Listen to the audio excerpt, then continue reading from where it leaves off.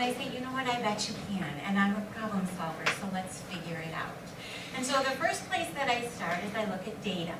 So the U.S. Food and Drug Administration publishes every month what consumers spend on food.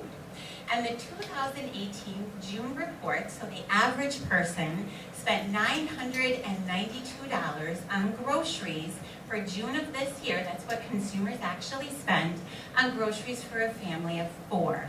It's a moderate category. It's pretty right down the middle. And that's a standard grocery cart full of probably mostly processed foods, a few chicken things in there, and maybe a couple vegetables.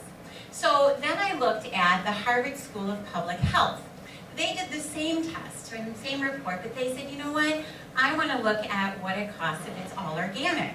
And so their report showed that all organic, all whole foods, same family of 4, moderate income, $1,138 a month. So I did the math, okay, subtract, okay, that's $167 difference, $167. So I thought, okay, next step, where's my money going? What am I spending my money on currently? And do I have $167 to invest in whole healthy foods for my own health and well-being?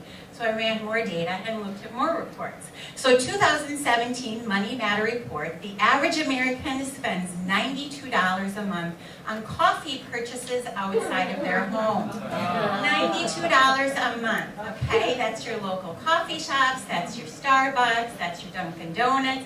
$92 a month the average person is spending on coffee outside of their home.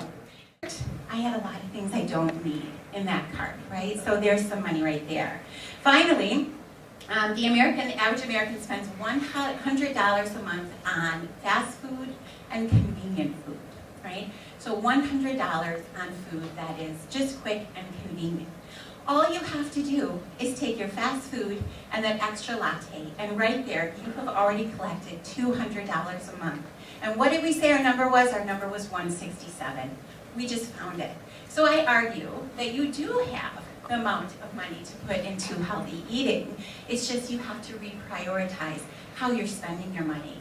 And you need to make choices that are investing your health and wellness instead of decisions that are out of convenience and immediate gratification. So according to the American Diabetes Association, a person who is diagnosed with diabetes has a monthly medical expenditure of just about $1,200 a month. Diabetes is quickly becoming one of the worst epidemics in this country. $1,200, $167. I think you're worth it. I think you can find $167 to invest in whole foods. And we just found a few ways that you could find that money to come up with it. So I encourage you to look at places like localharvest.org. You can go there and you can find a local CSA or a farmer's market or local farmers in the area that are willing to sell their eggs that they're growing. A lot of them butcher chickens and turkeys, so you can get a fresh local chicken that you know where it was grown, you know the foods it was eating. You can look for grass-fed cattle farmers in the area, go in with a family member or multiple family members and have it cut up and sectioned up so you fill your freezer with lots of healthy grass-fed meat. And there you go, you've got your freezer stocked.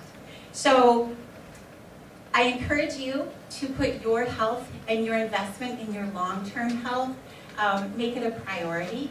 It absolutely is possible once you get creative and realize that investing now in your long-term health will help you in the long run to be a healthier, more well-rounded person.